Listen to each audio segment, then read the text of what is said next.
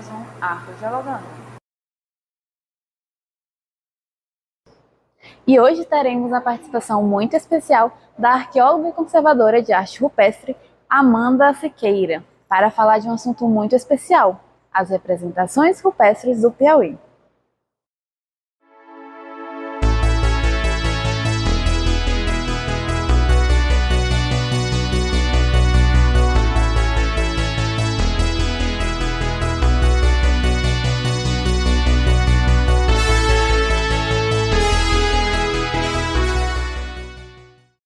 Primeiramente, gostaríamos de agradecer, por ter aceitado o nosso convite. Queremos ressaltar que é um prazer enorme receber você para falar sobre um assunto que é tão importante, discutido, não só no Piauí, mas no Brasil como um todo. E para começar, queria que você falasse um pouco sobre sua carreira profissional, Quando você percebeu que queria fazer arqueologia? Bem, a minha carreira profissional, boa pergunta. Ao longo a minha caminhada em relação à escolha do curso de arqueologia, diferente da dinâmica de vocês, que era, na minha época, não era o Enem. Então, era um vestibular seriado e para que você escolhesse o seu curso, você já deveria definir já na sua inscrição, no terceiro ano, a arqueologia. A arqueologia já desde o ensino médio sempre foi um dos cursos que estava na minha mira. Como o curso de arqueologia só entrou entre 2007 e 2008, eu sou da primeira turma do curso de arqueologia daqui, meus planos era fazer arqueologia na Univasf, que já existia o curso lá. E aí, na época que nos inscrevemos para o vestibular, surgiu a primeira turma de arqueologia aqui em Teresina, e eu resolvi me inscrever. Na realidade, eu entrei na arqueologia na perspectiva da arqueologia egípcia. Então, eu não tinha muito domínio da potencialidade que era a arte rupestre aqui no Piauí, que o nosso curso na minha época, era arqueologia e conservação de arte rupestre.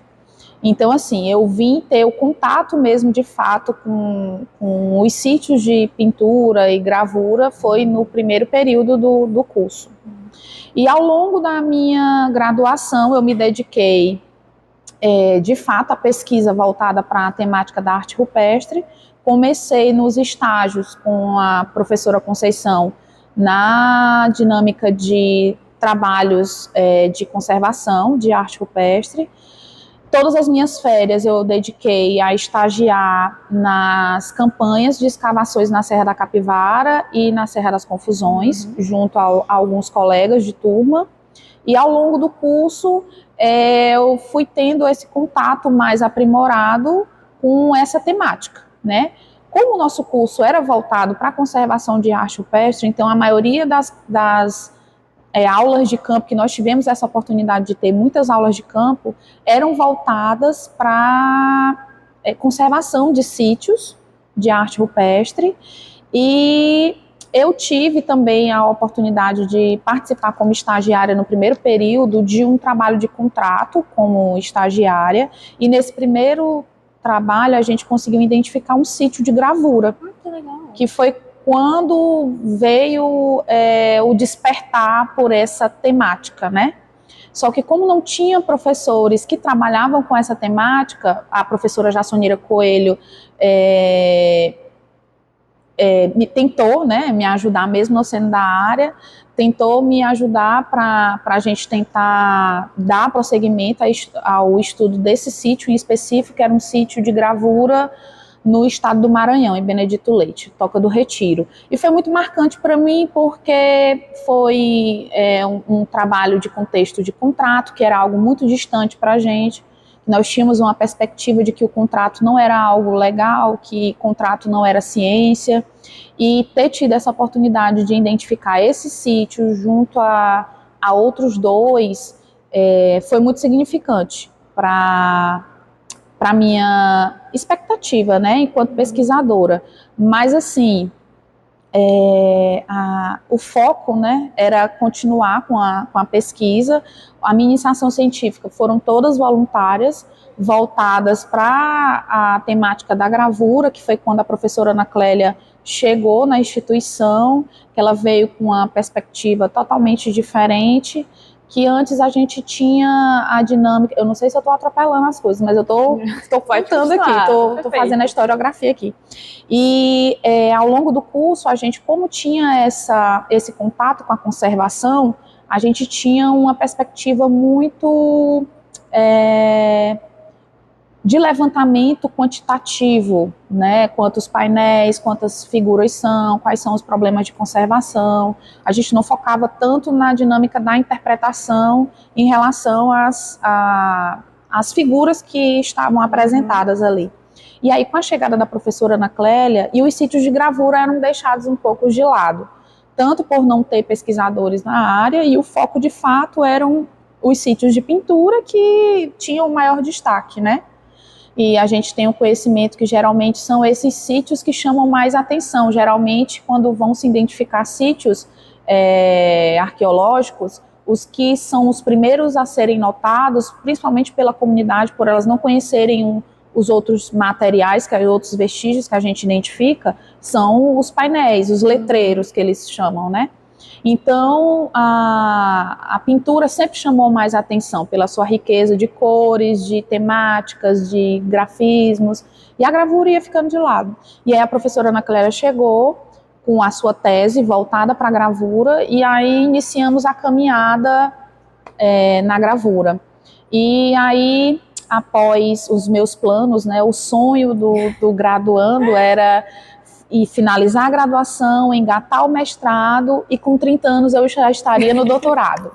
Não foi bem assim, mas conseguimos seguir até o mestrado, e após o mestrado eu engatei no contrato, que aí mais à frente a gente pode conversar mais um pouquinho sobre isso. Mas basicamente é isso, a minha graduação inteira foi voltada para pesquisas direcionadas à temática da arte rupestre.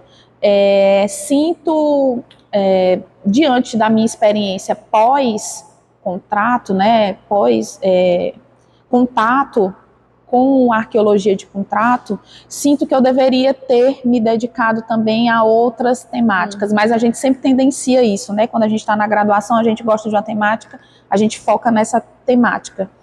E como nós éramos a primeira turma, então a gente era meio que cobaias de Deus, né? Então assim, não tinha muitos materiais a se explorar, a gente se pegava aos professores que estavam dispostos, né, a trabalhar, e cada um foi ficando no seu nicho, e eu fui me dedicando mais para a dinâmica da arte rupestre.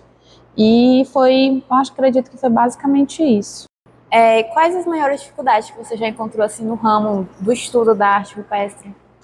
Então, eu acho que basicamente foi o logístico mesmo, de fato. Eu falando na dinâmica da graduação, a minha iniciação era científica voluntária, então era 0 verbas.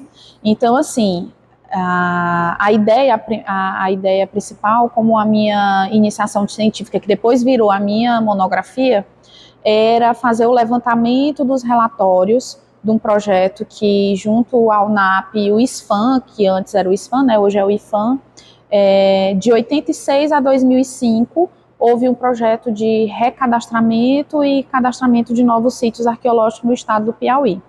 E foi onde se teve o maior volume, né, de cadastramento de sítios do nosso estado.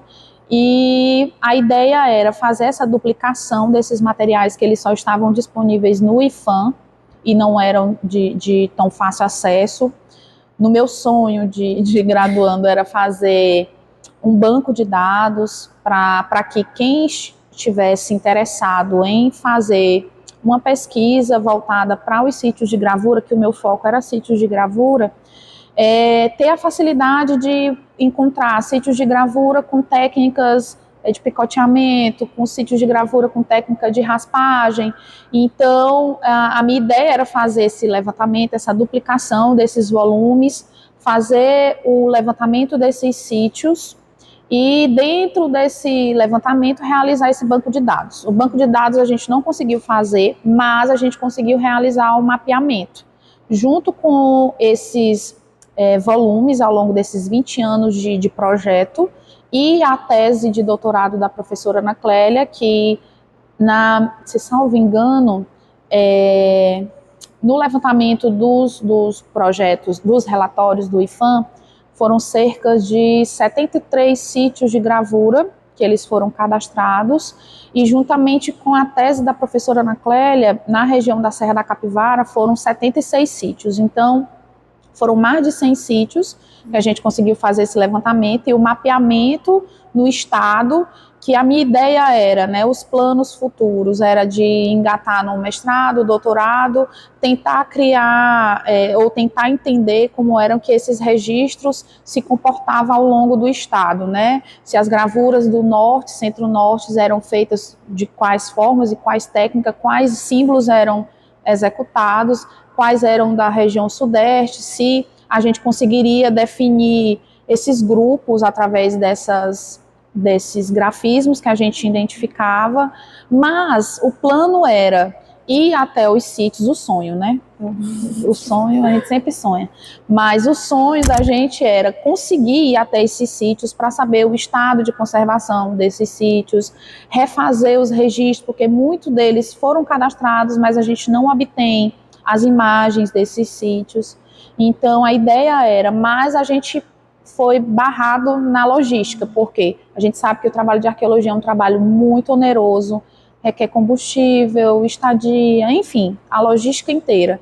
Então a nossa grande dificuldade é que o trabalho ficou somente bibliográfico, o levantamento, a gente não conseguiu ir a campo, consegui ver rever alguns sítios, a gente conseguiu, mas não deu para visitar todos, né?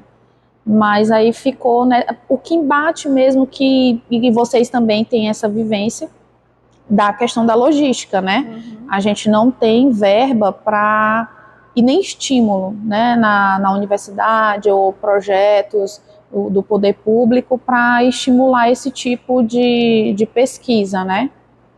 E foi basicamente isso. A nossa grande dificuldade realmente foi a logística de conseguir fazer esses levantamentos in situ mesmo, né? A gente só fez o levantamento através dos relatórios, conseguiu ir em alguns sítios, através do doutorado da professora Ana Clélia também, que esse foi um dos maiores volumes que ela conseguiu visitar.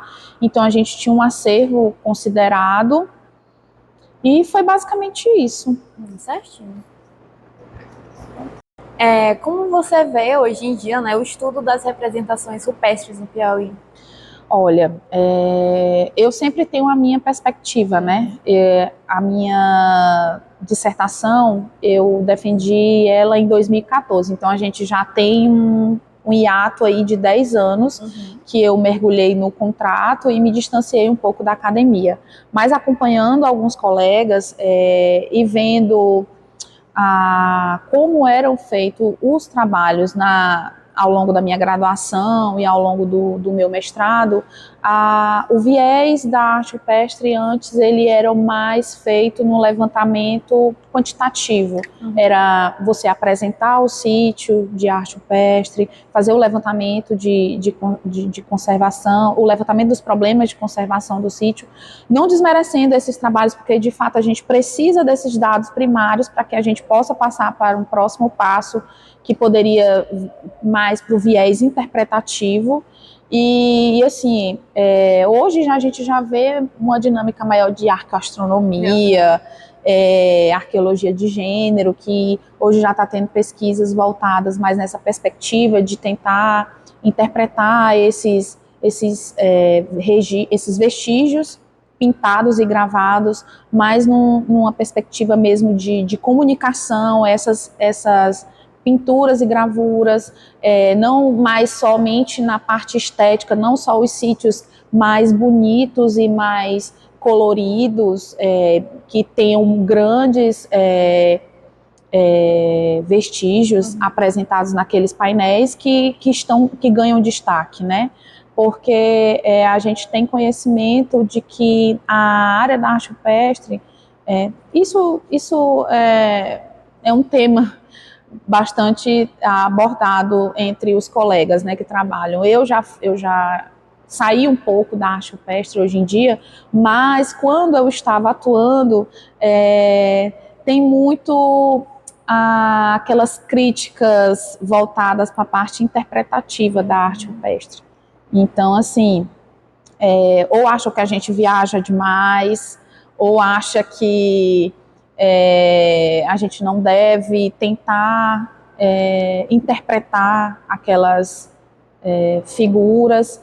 Então, assim, eu não sei se eu estou fugindo muito da dinâmica da conversa, porque eu vou dissociar um pouco aqui. Vai ter uma dissociação. Mas aí, voltando, é basicamente isso.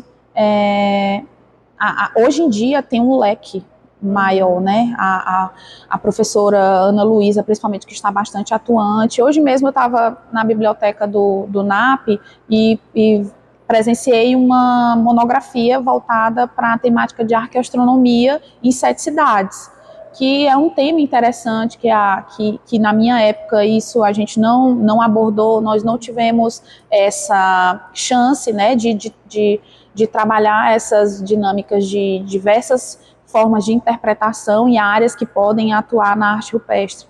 Na minha época, a gente trabalhava basicamente o levantamento e tentando definir as tradições. Tradição Nordeste, Agreste, os estilos, os subestilos. Então, assim, me inquietava muito essa dinâmica da gente estar um pouco ainda engessado em relação a isso. Mas eu vejo que hoje em dia está se abrindo, né, o leque dessas pesquisas e interpretações, né, voltadas para essa E temática. quais são as maiores dificuldades que a gente pode encontrar no estudo dessa área? As maiores dificuldades, boa pergunta. A gente já tinha falado a respeito de você ter que ir até o sítio, né? E não é como um lítico, não é como um fragmento cerâmico, que você consegue encontrar eles nas laboratórios, nas reservas técnicas. Então, para você poder ter que ir até o sítio, você precisa de uma dinâmica logística, né? Mas também tem uma outra dinâmica de que eu vejo que hoje em dia, eu não sei como é que está a perspectiva na graduação aqui, né?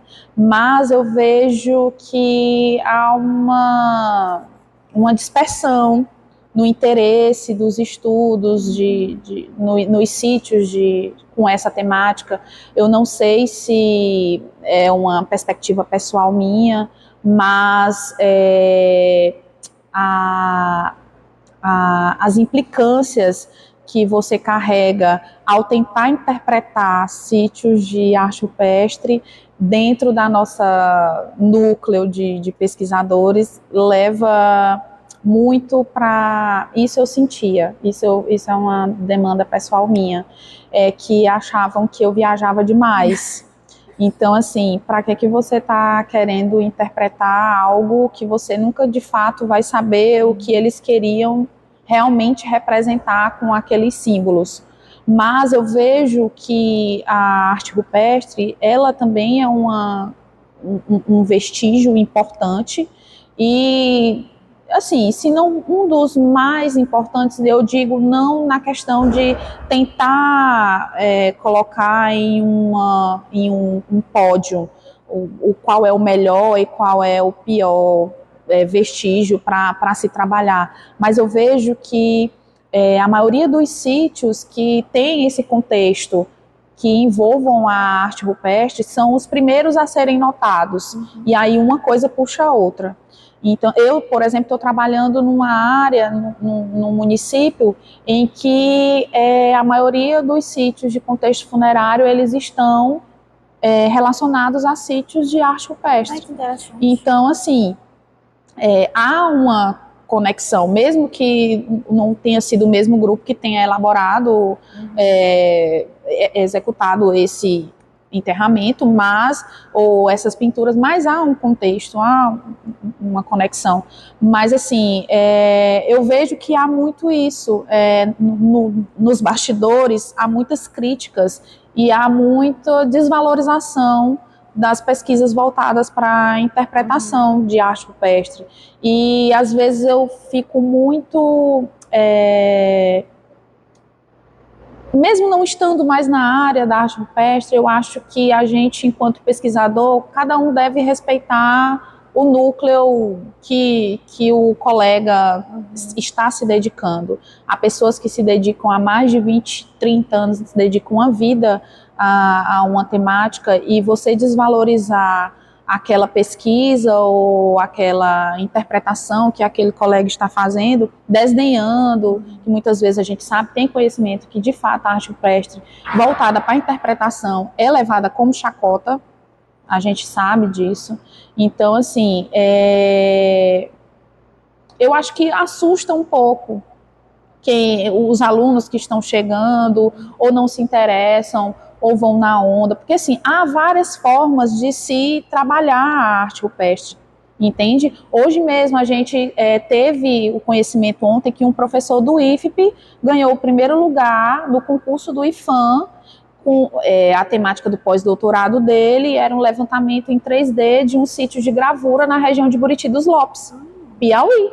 Então, assim, quando você vai para a praia, você passa por cima de uma ponte, que embaixo tem vários registros gravados ali.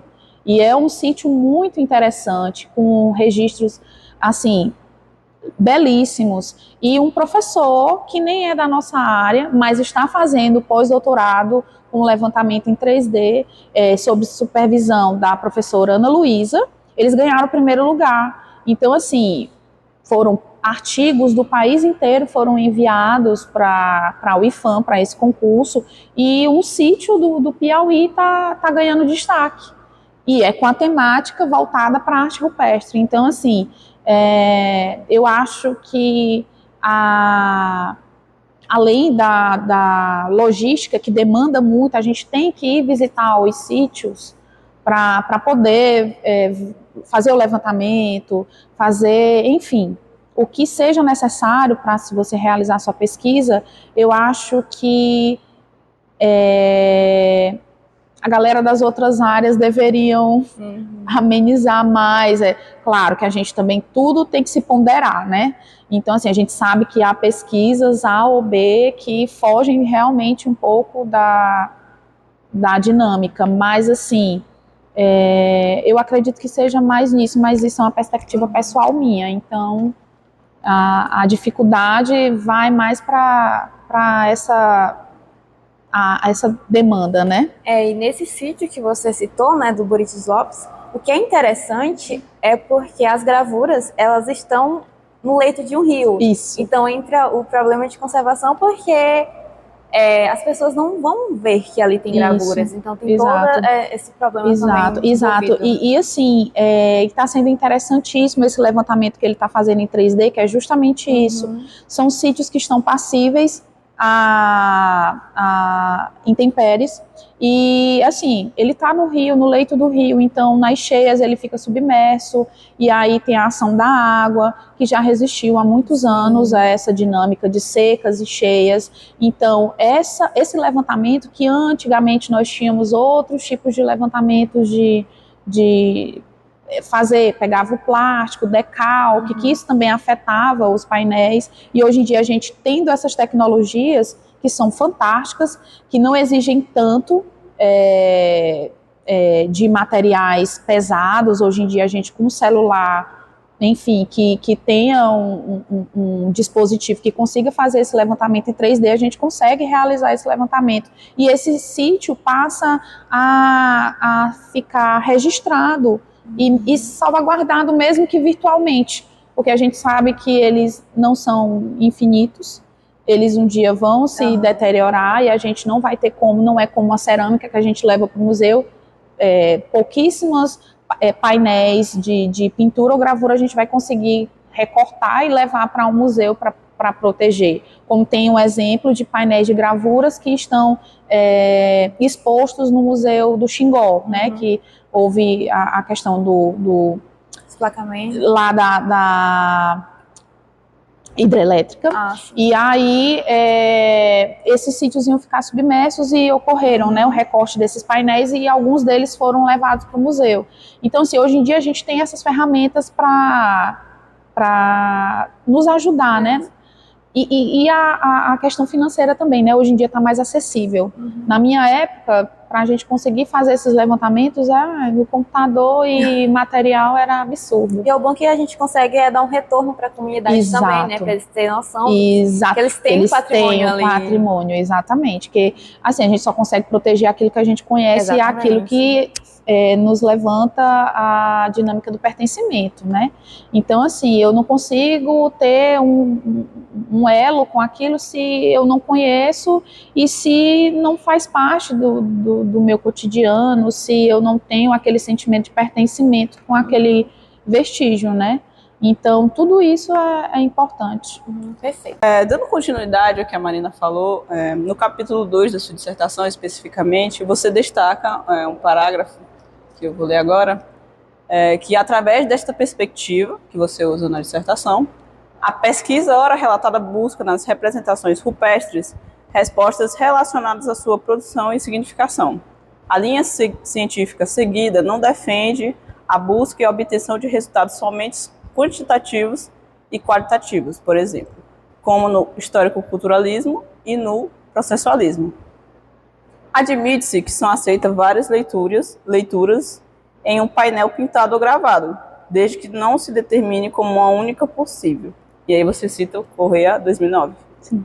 E que prevaleça entre elas a ideia de que as representações rupestres são, na realidade, uma forma de comunicação entre os grupos. Então, eu gostaria de saber como você enxerga a importância dessa abordagem na pesquisa dos registros rupestres no Piauí e no Nordeste.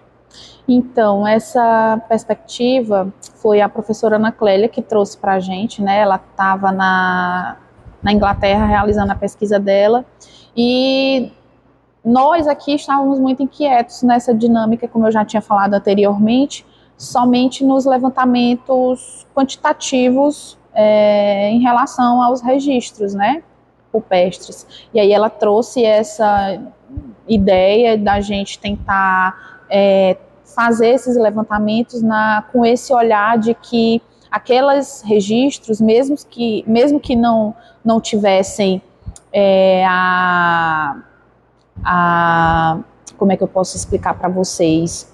A mesma característica que são apresentadas na região da Serra da Capivara, como cenas de sexo, de parto, que quando vocês olham, vocês já conseguem definir o que de fato aquela imagem está representando. Na região norte e centro-norte, a gente tinha essa dificuldade para tentar entender a dinâmica dessas pinturas e gravuras, porque os estilos são muito diferentes, né? A gente tinha, para cá, para a região centro-norte, era mais, como poderia se enquadrar, geométricos, né? Que nessa definição que foi estabelecida, ou a tradição agreste, que eram indivíduos estáticos, ou com traços grosseiros, né, não eram miniaturas. Hoje em dia a gente já consegue identificar sítios com essa mesma caracterização, mas na época em que a gente estava fazendo essa pesquisa, não se tinha, né? E essa ideia que a professora Ana Clélia trazia para a gente de que, ok, você pode fazer a sua interpretação, mas essa tua interpretação não deve ser a única. Então, não é aquilo que você está dizendo que aquele símbolo vai ser e ponto final. Está passível a ter múltiplas interpretações, afinal de contas, nós somos seres diversos e a gente tem uma criatividade que cada um vai conseguir, como é que eu posso te dizer, dependendo da imagem que a gente está visualizando, cada um vai ter a sua interpretação. A psicologia está aí para isso, né, para explicar. Mas eu acho que é interessante ir por essa vertente, entende? De tentar fazer esse levantamento, não só contar quantas quantas figuras em vermelho ou quantas figuras em amarelo. Você tentar ir mais além, sabe? De fato, aquela figura ela representa uma vulva, ou é um tridígito, ou é uma pisada de ave, como é que ele está portado no painel, sabe? Entende? Então, eu acho que essa perspectiva que a professora Ana Clélia trouxe foi muito enriquecedora, né? Na época para a gente. Ela chegou em 2010, então a gente já tinha uns 2 anos aí que a gente estava engatinhando nessa dinâmica da interpretação. Depois veio a professora Ana Luísa, que aí desencadeou outros ramos da pesquisa. Felizmente a professora Ana Clélia nos deixou em 2014, mas deixou a sementinha dela aí. Sobre o complexo arqueológico Palmeira de Baixo, né, que você estudou, e que atualmente compreende os 3 sítios, que são Lagoa de Cima 1, Lagoa de Cima 2, Lagoa de Cima 2 e Sítio do Meio. Isso, Sítio do Meio. Durante a pesquisa que você fez sobre as pinturas e as gravuras, quais os padrões de desenhos foram observados com maior recorrência e se existe alguma correlação entre outros padrões da mesma região? Sim, o que mais nos chamou a atenção a professora Ana Clélia fez o levantamento na tese dela de alguns tipos de formas de representação de vulva, né? Que não tem só aquela forma que a gente conhece, que geralmente os garotos gostam de desenhar nos banheiros, né? Aquele desenho da vulva. Existem outras formas de se representar, e além de outros, né? O que nos mais chamou a atenção é que algumas pinturas que são registros pintados, que são encontrados, por exemplo, no Parnas Sete Cidades, foram identificados na região lá de São Miguel do Tapuio, lá na Palmeira de Baixo, gravados, como também Juazeiro, do Piauí, Castelo do Piauí. Então, assim, as cores também que foram utilizadas lá demonstrou uma recorrência ali na região, né, que está ali no entorno do município de São Miguel do Tapuio. Para a gente acha muito longe, né? Piripiri está distante de Pedro II, está distante de São Miguel do Tapuio, mas para os grupos que viviam naquela época, essa distância não era nada. Então, assim, a gente conseguiu sim identificar essas recorrências, só conseguiria mostrar para vocês se tivessem aqui algum documento virtual, mas vocês podem ter acesso. Na dissertação, a gente tentou estipular algumas categorias de representação e... Quer que corte? de representação que a gente conseguiu trazer essas recorrências, e justamente essa dinâmica da gravura com a pintura, né? Que foi o que mais chamou a atenção. Em municípios que têm um tipo de vestígio gravado, em outros tem pintado. E é basicamente isso, no entorno da região centro-norte e norte do estado. Falando um pouquinho mais sobre a sua dissertação, você criou uma categorização para classificar as figuras, né, expostas no complexo arqueológico Palmeira de Baixo, em São Miguel do Tapuio, tais como sulcos, linhas retas, pegadas de ave, vulvas, entre outros. De acordo com o antropólogo Clifford Geertz, a cultura é uma teia de significados tecida pelo homem. E pensando nisso, eu gostaria de saber quais as pinturas ou gravuras mais chamam a sua atenção, e se você pudesse questionar o sentido e significado para aqueles autores naquela época, qual seria a imagem? Bem, boa pergunta. O que mais me chamou a atenção, o que desencadeou a pesquisa foi o sítio Lagoa de Cima. Ele, contando uma historinha dele, ele foi identificado em 86, onde a professora Sônia, a professora Ana Clélia, Jacionira e Conceição participaram dessa etapa de levantamento de sítios, e aí ele foi identificado. Eu não sei se esse sítio dessa cerâmica também ele fez parte desse levantamento dos sítios que foram identificados na época nesse ano, né, de 86. E o sítio Lagoa de Cima, ele chamou bastante atenção pela diversidade de temáticas que ele, nem temática, de técnica para executar as pinturas e gravuras. Ele tinha uma definição espacial, ele tem uma definição espacial que chamou bastante atenção. Há painéis que é só pintura, só gravura, gravura pintada, pintura gravada, que foi o que chamou bastante atenção, que a gente ainda não tinha tido conhecimento, né, de sítios com esse tipo de representação, e a policromia.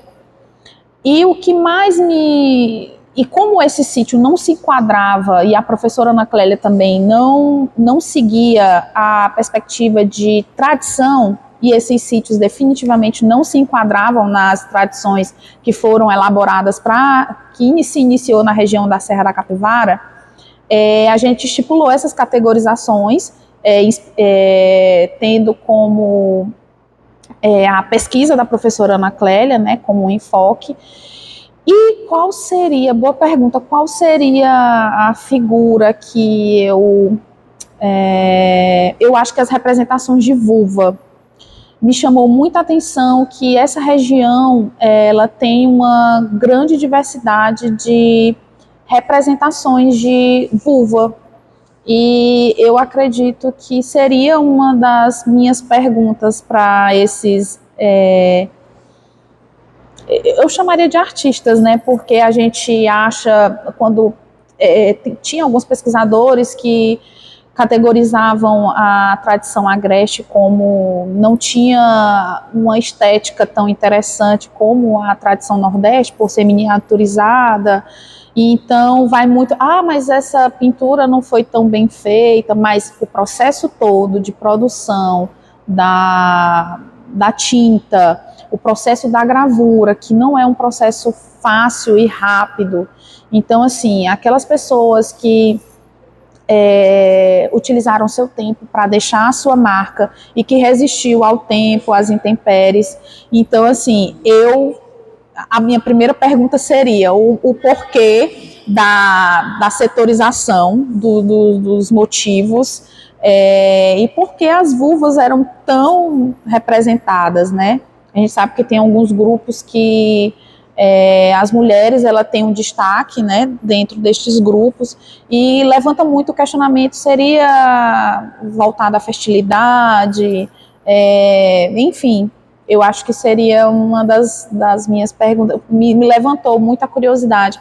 A representatividade também da pisada de ave também, que é o tridígito, né, que a gente chama, que também me chama muita atenção. Na realidade, eu acho que eu perguntaria por todas, mas essas me chamou mais atenção. Eu acho que seria a primeira. Por que tantas vulvas? Seria essa. Bom, Amanda, em sua dissertação de mestrado, você aponta a importância de medidas de conservação, né? Eu queria saber se, além das que você mencionou, como a construção de pontes e sinalizações, né, implementação de sinalizações, qual outras estratégias poderiam ser implementadas? Bem, a gente teve a oportunidade, né, de visitar esses sítios após essa pesquisa.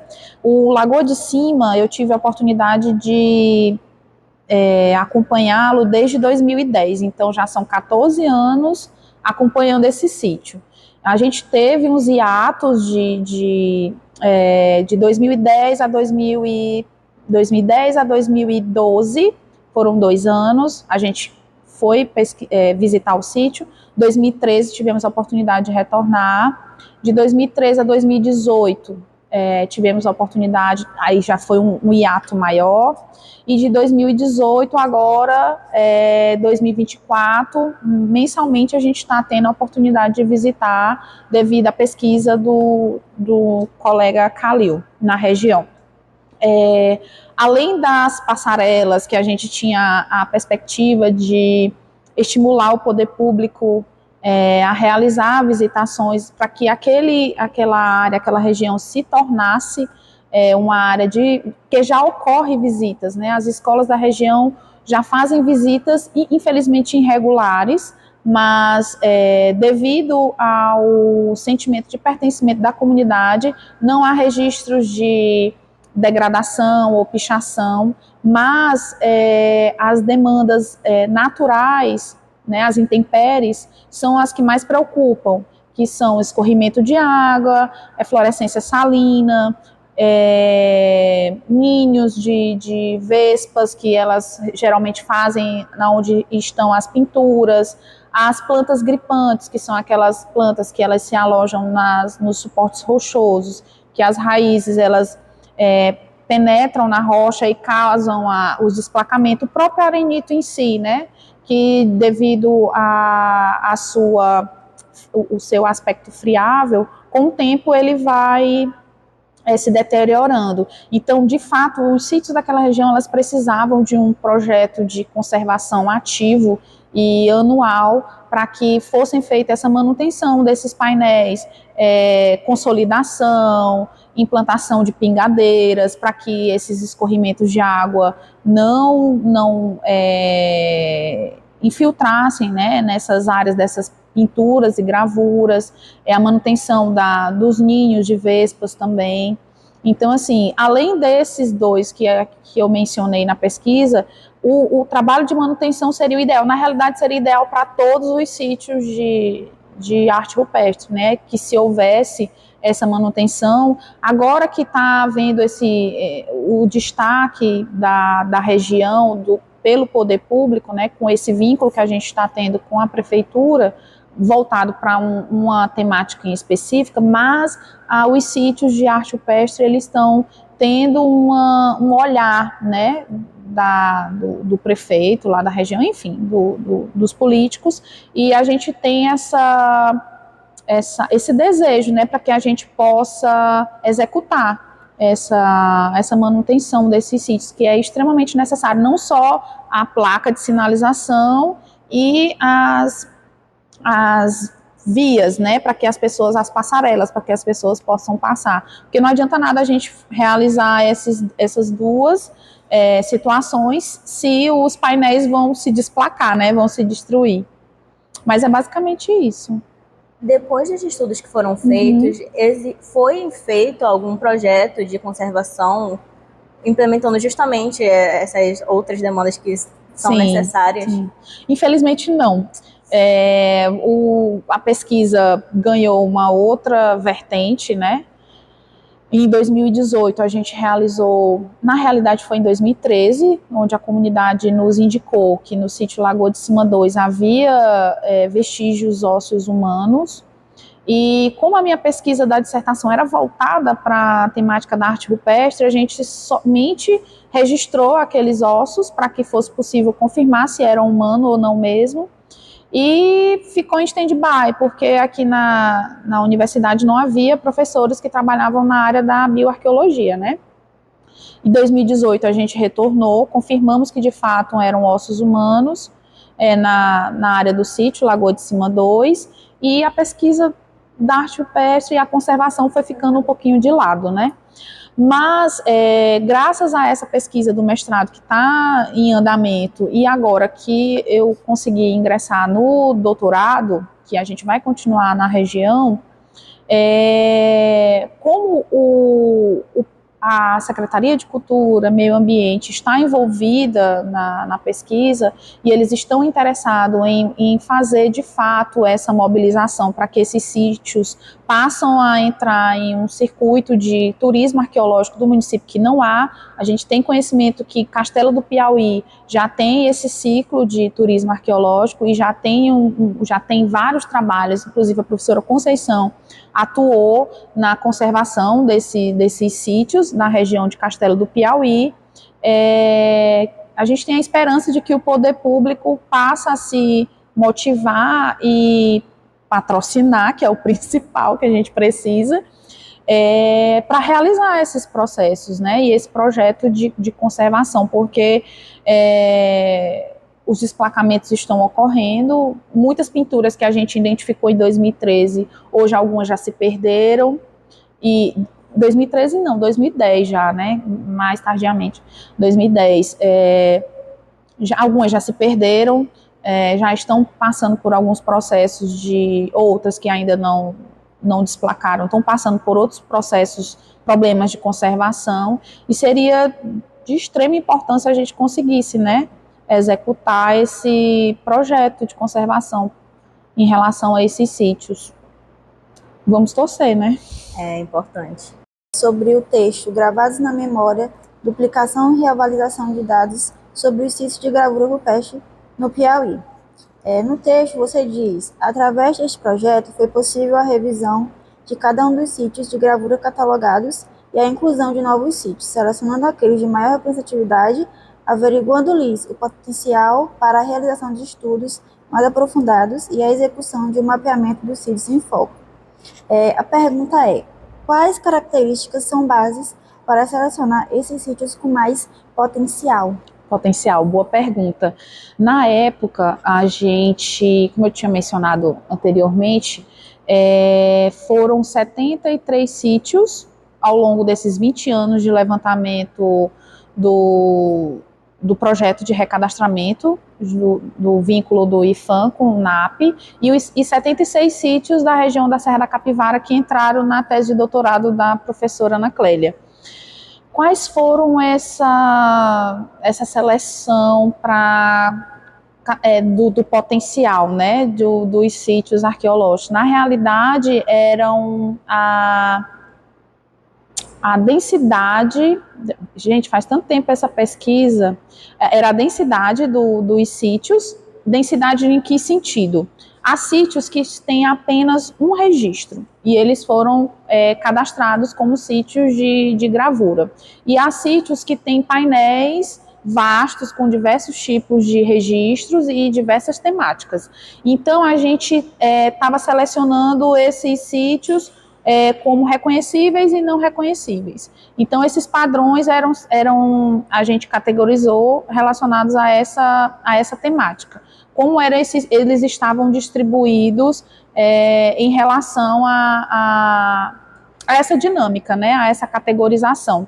E foi basicamente isso, porque como a gente não teve a oportunidade de visitar todos os sítios, o que nós tínhamos de fato mesmo eram os sítios da tese da professora Ana Clélia, que de fato ela conseguiu ir até eles, então foram 76 sítios, já eram praticamente 50% da pesquisa, e outros que a gente teve a oportunidade de visitar, além de mais 2 sítios que eu nem me recordava, que foi na região de União e Miguel Alves, que em uma visita a campo, de uma aula de campo que a gente realizou junto à professora Sônia, nós conseguimos identificar mais 2 sítios de gravura e eles entraram também nesse levantamento.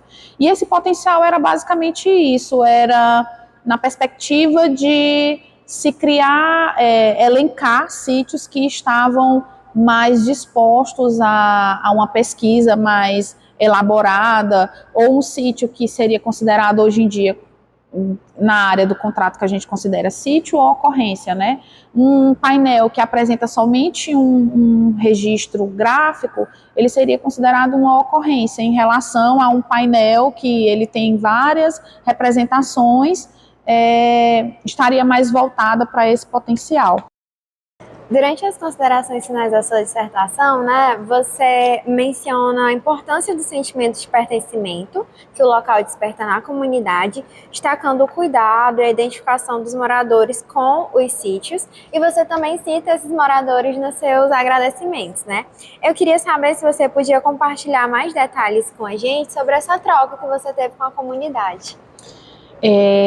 Essa troca foi de extrema importância, né? Porque graças à comunidade que a gente teve conhecimento do sítio Lagoa de Cima 2, dos vestígios ósseos, que hoje a gente está tendo a oportunidade de realizar a pesquisa. E eu sempre, durante a graduação, sempre me chamou a atenção o vínculo que as professoras que a gente teve a oportunidade de ir a campo tinha com as comunidades que a gente tinha contato. Me recordo dos primeiros campos que a gente realizou de conservação, a professora Conceição compartilhando histórias com as pessoas que na comunidade já conhecia ela, na região de Pedro II, e eu achava interessante, né, essa troca. E hoje, trabalhando no âmbito do licenciamento ambiental, eu vejo e afirmo e confirmo que é de suma importância a comunidade ser participativa nesses nossos trabalhos de arqueologia. Tenho colegas que afirmam que não tem condições logísticas de, a todo local que a gente visite, a gente mantenha esse vínculo com as pessoas. Eu penso o contrário, eu discordo. Porque aquele trabalho pode só ser mais um para a gente, mas para aquelas pessoas nós vamos marcar para a vida inteira a vida daquelas pessoas. Então nós vamos sempre ser lembrados. E eu acredito que o vínculo com a comunidade só assim, ajuda a dinâmica do trabalho. Eu tiro por esse trabalho lá em São Miguel do Tapuio. A gente iniciou em 2010, mas o pessoal da comunidade tinha recordações das professoras quando foram em 86. Então, assim, de 86 para 2010, foi um hiato considerado, e assim, ele lembrava das professoras, inclusive ele achava até que elas eram americanas. E aí, relembrando, e ele se sentiu muito feliz de terem lembrado dele. E hoje eu ainda tenho contato com a esposa do seu Zé Benício, que eles são guardiões de fato dos sítios. Chama muita atenção esses sítios serem tão próximos das residências e não terem nenhum processo de lesão nos registros de pichações. Então, assim, eles têm um sentimento entendem a importância daqueles locais, que aqueles locais fazem parte da história da comunidade, e eles, eu acho que uma das nossas missões é justamente isso, é chegar nesses locais, transmitir conhecimento também, porque eu não acredito que um arqueólogo que só chega no local, realiza o seu estudo e sai sem olhar para trás, isso para mim não faz sentido. Eu acredito que você tem que ir até o local, a comunidade te auxilia, você realiza a sua pesquisa e um dos seus deveres, antes de você publicar em alguma revista renomada, retorne com os resultados da sua pesquisa, apresente para aquela comunidade, agradeça aquela comunidade, que são pessoas que nunca te viram e abrem as portas de suas casas e assim, sem esperar nada em troca, entende? Então, assim, foi graças àqueles meninos que nos acompanharam em 2013 que a gente teve conhecimento do Lagoa de Cima 2, o sítio Lagoa do Meio também. Eles apontaram a existência dos fragmentos ósseos, e aí a gente foi lá verificar se de fato eram humanos. Em 2018, quando a gente retornou, o proprietário da área onde os sítios estão inseridos, nos levou em um outro local que também tinha fragmentos ósseos. Então, assim, graças à comunidade é que a gente está identificando novos sítios, porque, afinal de contas, eles vivem lá. É totalmente diferente uma dinâmica do contrato, que você recebe uma poligonal de um empreendimento, você delimita a sua área de estudo e você consegue identificar sítios, além de conversas com a comunidade. Então, assim, na minha perspectiva, eu não consigo ver um trabalho no âmbito da arqueologia que a comunidade não esteja inserida. Já que a gente está falando sobre essa questão de troca e tudo, eu queria saber se você poderia dar 2 dicas, né, para quem está se formando agora em arqueologia. Bem, eu sei que a gente está na temática de arte rupestre, né? Mas, assim, diante da minha experiência com a caminhada acadêmica e agora trabalhando no contrato, a dica que eu daria para os alunos é que conheçam um pouco de cada. Eu sei que a gente sempre tendencia os gostos, as áreas que nos chamam a atenção, mas tentem aprender e pelo menos demandas gerais de cada área que vocês possam estar lidando futuramente em algum trabalho, porque na minha época, a minha turma, como era a primeira, então assim, a nossa ideia era ser a carreira acadêmica, então com 30 anos a gente já estaria no doutorado, então engataria graduação, mestrado e doutorado, ninguém cogitava trabalhar no contrato, e a realidade foi totalmente diferente. Então, assim, é extremamente necessário que você tenha um conhecimento básico de tudo, consiga visualizar, visitar ou participar de projetos. Eu não sei como é que é a dinâmica dos laboratórios daqui, mas que se fosse possível participar um pouco de cada ou tentar conversar com os professores que trabalham em áreas diversas para que vocês pudessem ter esse acesso, porque pós-muro da universidade, a realidade é outra. E quando vocês tivessem a oportunidade, que muitos eu sei que hoje em dia a gente tem uma demanda de material na universidade considerada para que se possa realizar pesquisas, mas há pesquisas que são fora, que têm um vínculo com a comunidade. Saibam escutar a comunidade, não sejam aqueles profissionais que são que acham que a sua verdade é a única, que o que aquele senhor, aquela senhora vai lhe contar não vale a pena, não é científico. Eu acredito que é sempre importante a gente saber ouvir a comunidade, estar atenta ao que a comunidade nos aponta e tentar ter empatia e sensibilidade na dinâmica das situações que a gente possa vivenciar, né, ao longo desses trabalhos. Eu acho que é isso.